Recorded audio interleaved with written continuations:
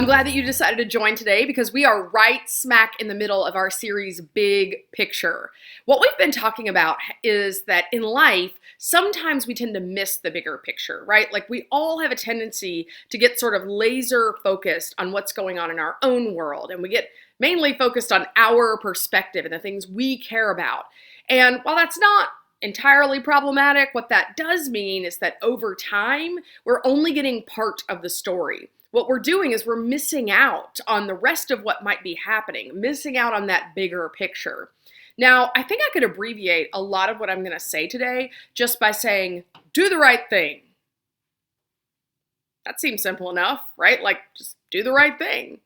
But doing the right thing is a little trickier than it seems at first. Sometimes it's not totally clear what the right thing is in a particular situation. More often, though, we do know what the right thing is to do, but we don't always choose to do it. For example, you know that the right thing to do is to be kind and patient with your family. But are any of you having a hard time doing that, even though you know it's the right thing? Or what about when you know that the right thing to do is to include the kid that never gets included, but you don't do it? Or what about when you know that you shouldn't gossip about other people? You know that's the right thing to do, but all your friends are doing it, so... What about lying?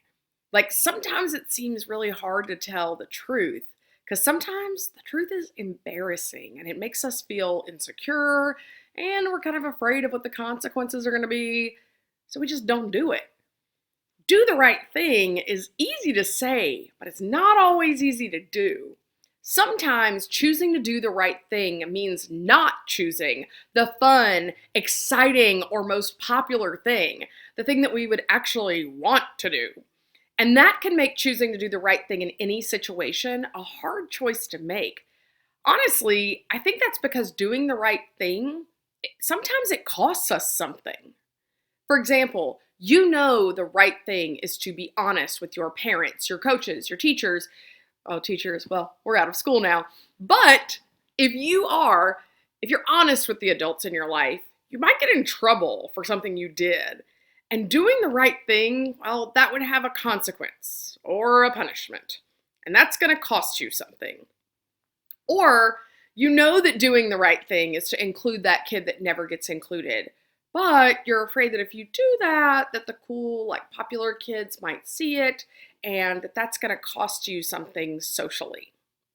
Or let's say you know that the right thing is to avoid gossip, but you're afraid that if you change the subject or if you don't participate, that other people are going to think that you're a prude or that you think that you're better than other people. So even though we know we shouldn't do it, sometimes we still do it. And there are a lot of other examples and situations where we have difficulty choosing to do the right thing, even though we know that that's what we should do. At times, doing the right thing is pretty easy. Other times, when we start to count the cost of doing the right thing, suddenly the choice is not as clear. And sometimes it's difficult to do the right thing because we aren't sure that we know what the right thing is in that situation. So then the question becomes, how can we be people that discipline ourselves to do the right thing, even when doing the right thing is really difficult, even when it's going to cost us something? So today, I want us to look at the life of one of the most famous figures in the Bible, and that's Joseph. Now, one of the things to keep in mind is that anytime we read about someone in the Bible, we have the privilege of actually being able to see the bigger picture of their lives, of seeing the whole story.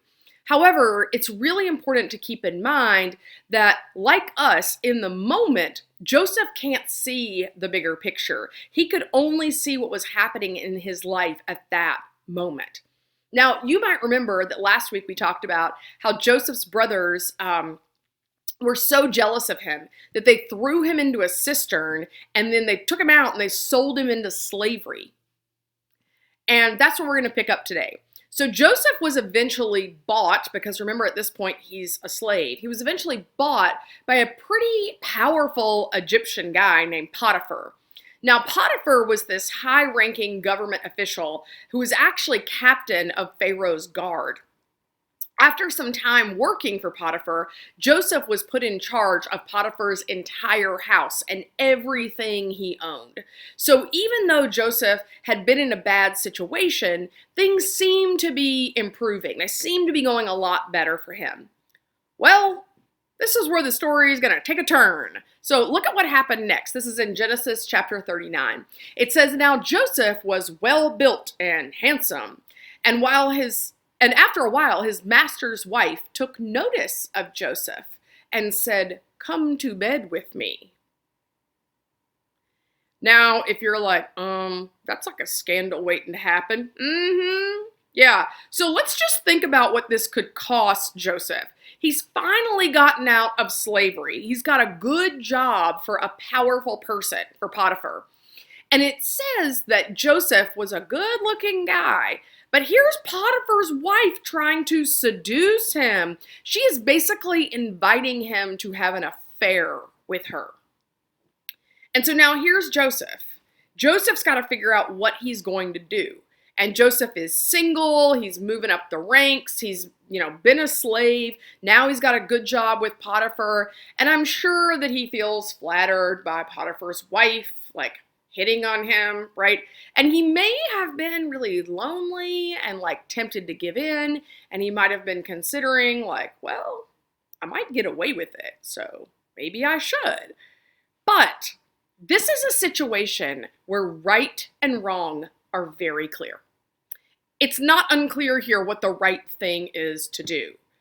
And what we see is that even though this could have been a very tempting situation to have an affair with Potiphar's wife, Joseph is trying to do the right thing.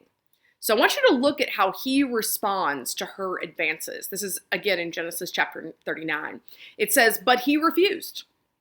With me in charge," he told her, "my master, Potiphar, does not concern himself with anything in the house. Everything he owns, he is entrusted to my care. No one is greater in his house than I am. My master has withheld nothing from me except for you, because you're his wife. How then could I do such a wicked thing and sin against God?" And though she spoke to Joseph day after day, he refused to go to bed with her or even be with her. So instead of giving in to Potiphar's wife, we see that Joseph is deciding to do what's right. And he's making it very clear to her, like, hey, Potiphar is entrusting me with everything in this house. He's basically just saying, like, don't touch my wife. And so I don't want to sin against God by going against that. But she continues to tempt him. That's what it tells us.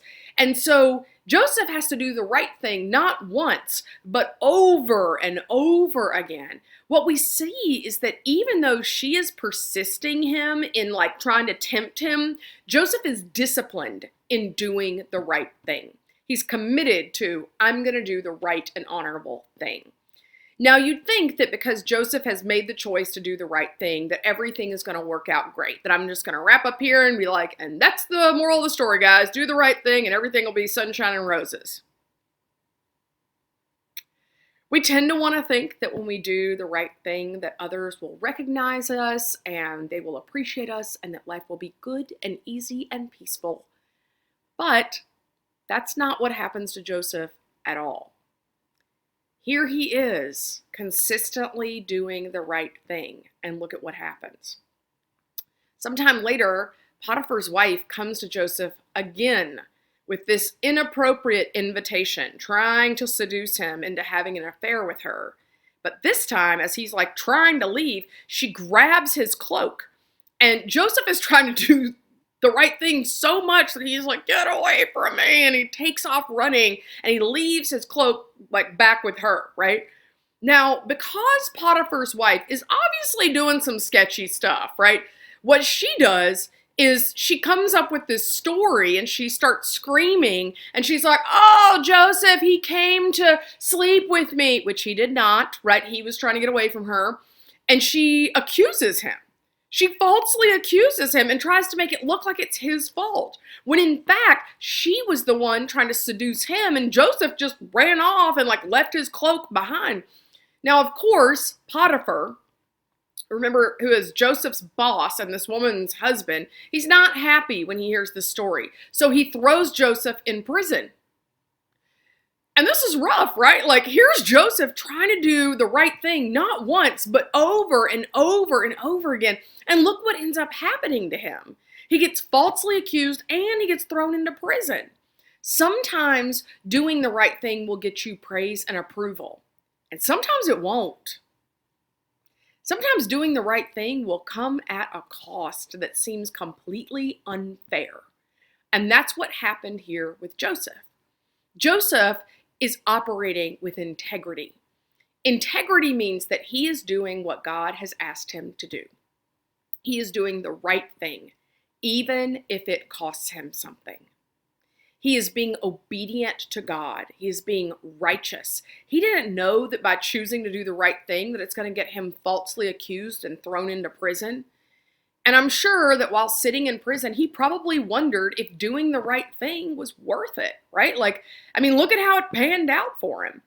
But it's important to see that prison is not the end of Joseph's story. God is still very, very much at work in Joseph's life. And you'll see that when we talk more in detail about what happens next. And we'll talk about that next week. But if you cannot handle the anticipation and you want to read about it for yourself, I encourage you to turn in your Bible to Genesis chapters 40 and 41. And you can see what happens next. But we will be talking about it next week. But what we can learn from Joseph's experience is that it's important to do the next right thing, even if it costs us something, because God is at work in the bigger picture of our lives. Just like in Joseph's life, landing in prison doesn't mean like, yeah, you did the right thing and look, it's not going to work out for you after all. Prison is just a step along the way. God is still working for good in Joseph's life.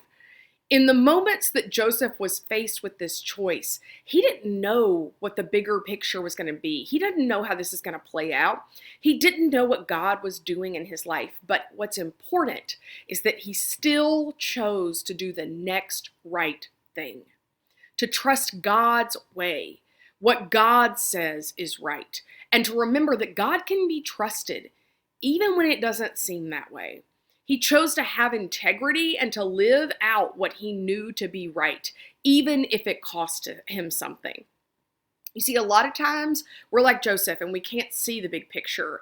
Doing the right thing, trusting what God says, trusting God's ways, sometimes that's really hard to do. However, this is where we get to take a step in our faith. This is how we go deeper in trusting God. We do what Joseph did. We do the next right thing. We do what God would have us to do, even if it's hard, even if it doesn't look like it's going to work out for us. And we trust God. We trust that He is working things out. God is at work. He loves us, and He calls us to be people that live with integrity, even when it's hard, even if it costs us something. And that is the truest test of our character and of our faith. Will we do the next right thing, even when it's hard? And so I encourage you to reflect on your own life. Are there areas of your life where you're reluctant to do the next right thing because it doesn't look like it's going to work out for you? And I would encourage you to be brave in trusting God, trusting His ways, trusting that He is at work. We can trust His ways and trust that what He tells us is good and right, and that that's what we need to do. And so as you head in this week, I encourage you to be people of integrity, to do what you know is right, even when it's hard, because we trust God, we trust His ways, we trust His love for us, and we trust what He is doing in the world. I love you guys.